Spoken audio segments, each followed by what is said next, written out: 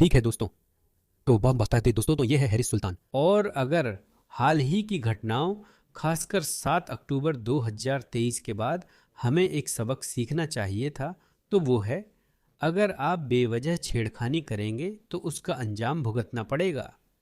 इसका मतलब ये है कि आपकी विचारधारा की घुट्टी, आपका अपना बुलबुला, आपकी गूंजती हुई दुनिया आपको कुछ खास विश्वासों तक ले जा सकती है। लेकिन जब असली दुनिया में उन विश्वासों की परीक्षा होती है, तब आपको लगता है कि आप मूर्ख हैं। तब तक देर हो सकती है, क्योंकि आप सबक के दूसरे चरण यानी अंजाम भुगतने वाले हिस्से में पहुंच चुके होंगे। मेरा मतलब ये है कि वामपंथी और वोक्स इस्लामवादियों से इसलिए गठजोड़ कर रहे हैं क्योंकि वे पश्चिमी सभ्यता से नफरत करते हैं। वे पश्चिम से इतनी नफरत करते हैं कि अराजकता लाने वाला कोई भी हो, वे उसके साथ हो जाते हैं। करीब 50 साल पहले 1979 में ऐसा ईरान में हुआ था। इस्लामवादियों ने वामपंथियों में कुछ उपयोगी मूर्ख ढूंढ लिए, जो अराजकतावादी, समाजवादी और कुछ कम्युनिस्ट थे। कुल मिलाकर वे ईरान के पश्चिमीकरण से नफरत करते थे, भले ही वे पश्चिमी कपड़े पहनते थे। यही वामपंथियों की फितरत है। आखिरकार इस्लामवादियों ने ईरान पर कब्जा कर वामपंथियों को मार डाला या देश से निकाल दिया। तो इस कहानी से सीख यह है कि इस्लामवादी हमेशा कम्युनिस्टों, समाजवादियों, उदारवादियों और वामपंथियों पर भारी पड़ते हैं। वामपंथियों में एक छोटा उपवर्ग और भी चौंकाने वाला है कि आखिर वे इस्लामवादियों के साथ गठबंधन कैसे कर सकते हैं। हाँ, सही पहचाना, एलजीबीटीक्यूआई समुदाय। मुझे यकीन है कि अब तक आप सभी ने इस तमाशे को देखा होगा जिसे गेज फॉर गाजा कहा जाता है। इसे देखिए। फिलिस्तीनी प्रतिरोध से क्वियर एकजुटता। यह 2024 में हुआ था। इसे देखिए। एलजीबीटीक्यू फिलिस्तीन के साथ खड़ा है। ये तो और भी खास तरह के बेवकूफ हैं। ये समाजवादी और कम्युनिस्टों से भी बदतर हैं। दोनों ही बहुत बेवकूफ हैं। मुझे गलत मत समझना। उन्हें लगता है कि हम इस्लामवादियों का इस्तेमाल पश्चिमी व्यवस्था गिराने और अराजकता फैलाने के लिए कर रहे हैं, ताकि अंत में हम सत्ता में आ सकें। उनका भी एजेंडा है। लेकिन फिलिस्तीन के लिए इन एलजीबीटीक्यू लोगों को कोई अंदाजा नहीं है। इनमें से ये सबसे बेवकूफ लोग हैं। इसे देखिए। इसे देखिए, फिलिस्तीन के लिए क्वियर्स। तो मैं आपको ये क्यों दिखा रहा हूं? आप लोग कह रहे हैं, हैरिस, हमें तो पहले से पता है। आप हमें ये क्यों दिखा रहे हैं? इन फिलिस्तीन के लिए क्वियर्स को देखिए। ठीक है, इसीलिए मैं आपको ये दिखा रहा हूं। ठीक है, तो समलैंगिक और उभयलिंगी समुदाय हैरान है, क्योंकि उन्हें इस्लामवादियों, मुसलमानों द्वारा फुसलाया गया और आईएस से प्रेरित हमलों में कैमरे पर पीटा गया। ठीक है, तो एलजीबीटीक्यू समुदाय जो इस्लामवादियों और मुसलमानों से प्यार करता है। मैं हिंसा पर नहीं, बल्कि उनकी मूर्खता पर हंस रहा हूं कि उन्होंने सोचा था कि नतीजा अलग होगा। आईएस स्टाइल इस्लामवादियों या कट्टर इस्लामवादियों को भूल जाओ। मुसलमान कहते हैं कट्टरपंथी या चरमपंथी इस्लाम नहीं, सिर्फ एक ही इस्लाम है। मैं कह रहा हूं मानक इस्लाम में मोहम्मद ने कहा समलैंगिकों को मारो। समलैंगिकों के साथ सुलह या इलाज का कोई सुझाव नहीं है। एक बार जब आपने समलैंगिक कृत्य कर लिया, तो आपकी सजा सिर्फ मौत है, कोई पुनर्वास नहीं है। ईसाई पक्ष सुधारने की कोशिश करता है और थेरेपी करवाता है, जबकि इस्लाम में न मेल मिलाप है, न थेरेपी, न पुनर्वास, बस मौत है।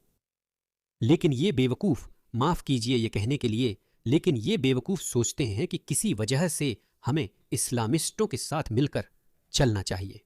तो यही हुआ। ठीक है, मैं आपको वो पढ़कर सुनाता हूं। बोंडी हमले से पहले सिडनी के एलजीबीटीक्यूआईए प्लस किशोर नई सार्वजनिक हिंसा के पहले शिकार बने, जो उसी आतंकी नेटवर्क से जुड़ी थी जिससे नाविद और साजिद अकरम जुड़े थे। ओह, एक एबीसी जांच ने आईएस समर्थकों के विचलित करने वाले वीडियो और पीड़ितों के बयान हासिल किए हैं। क्यों आईएस समर्थक? वे मुसलमान हैं। उन्होंने बताया कि वे सिर्फ मुसलमान हैं, कट्टरपंथी या उग्रवादी नहीं। पीड़ितों ने बताया कि सिडनी में मुसलमानों ने कैमरे पर समलैंगिक और उभयलिंगी लड़कों का शिकार कर पिटाई की। अब आगे क्या? विश्लेषकों का दावा है कि LGBTQIA+ ऑस्ट्रेलियाई लोग इस्लाम के सबसे संभावित पीड़ितों में से हैं। आंकड़े बताते हैं कि हाल के वर्षों में ऑस्ट्रेलिया भर में कई लड़कों और पुरुषों को ऑनलाइन फंसाया गया और कट्टरपंथियों नहीं, मुसलमानों द्वारा हमला किया गया। माय अपनी स्लाइम को खुद पर हावी मत होने दो। वीडियो बनाओ, वीडियो बनाओ। हमें अपने पैसे दो, हमें पैसे दो, रुको, हमें पैसे दो। You wanna be gay? Yeah?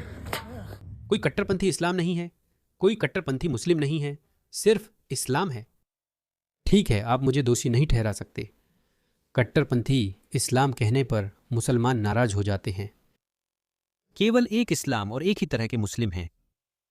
16 साल का जेम्स चिल्लाता है जब काले कपड़े पहने किशोरों का एक झुंड उसे जमीन पर घसीटता है और उसके सिर पर लात मारता है, जबकि एक हमलावर अपने फोन पर सिडनी के स्ट्रैथफील्ड पार्क में इस घटना की वीडियो बनाता है। एक और वीडियो में वही गिरोह एक और 16 साल के लड़के को टॉयलेट ब्लॉक में घसीटता है और उसे बार बार घूंसे मारता है, साथ ही उसे गाली भी देता है।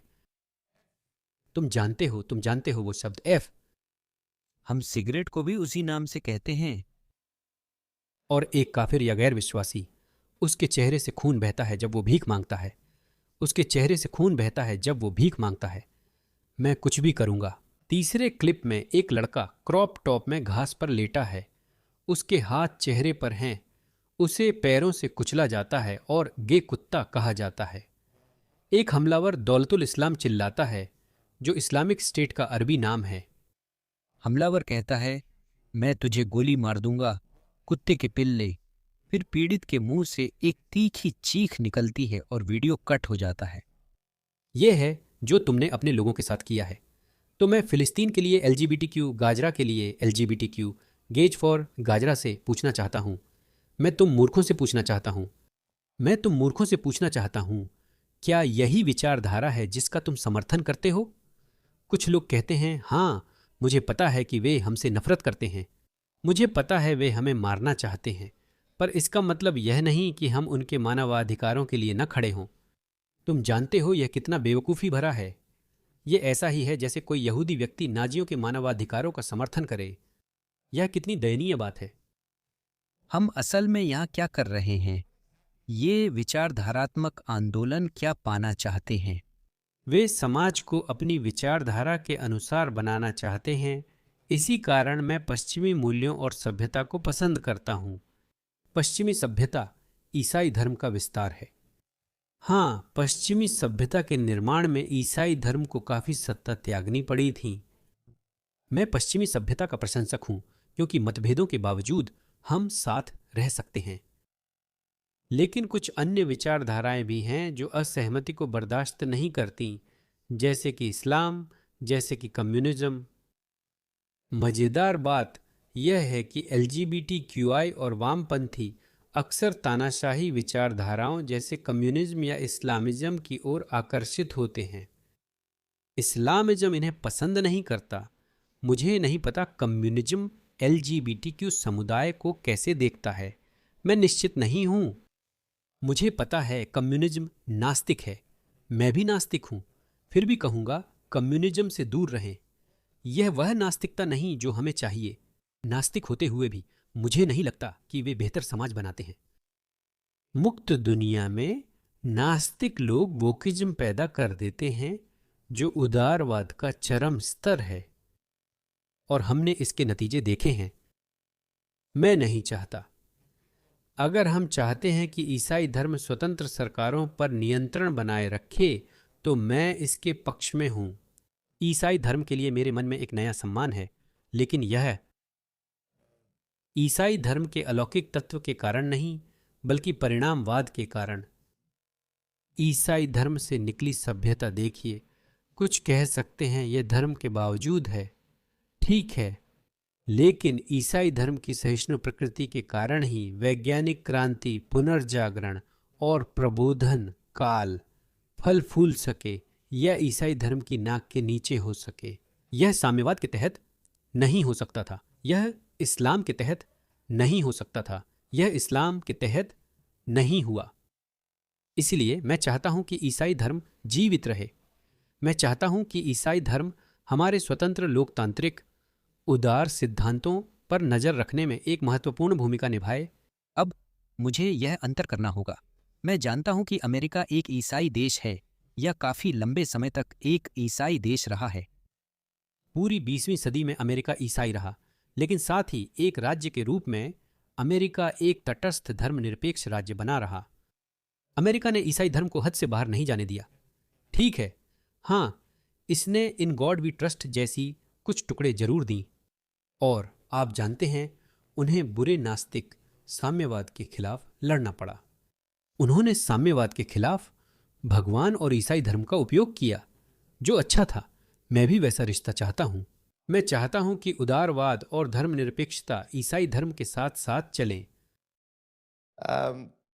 अगर इसे वोक्स और LGBTQI समुदाय पर छोड़ दिया तो हम मुसीबत में पड़ जाएंगे। इस्लामवादी समलैंगिकों से नफरत करते हैं, फिर भी गेज फॉर गाजा के नारे लगाते हैं। माफ कीजिए, वापस आते हैं। हम वास्तव में विचारधाराओं का पालन क्यों करते हैं? विचारधाराओं का अंतिम उद्देश्य क्या है? वह है समाजों का निर्माण करना।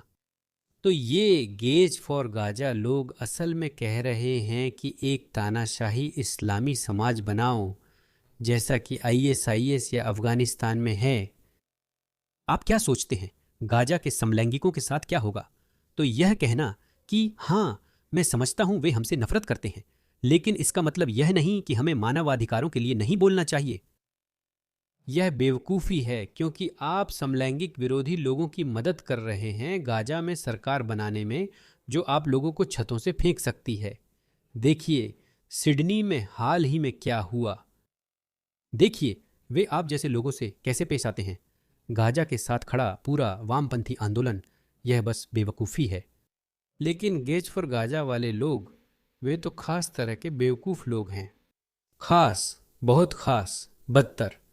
मैं फिर दोहराता हूं, यह उतनी ही बड़ी बेवकूफ़ी है जितना यहूदी लोगों का नाजियों के मानवाधिकारों के लिए लड़ना। मैंने सोचा इसे आपके साथ साझा करूं।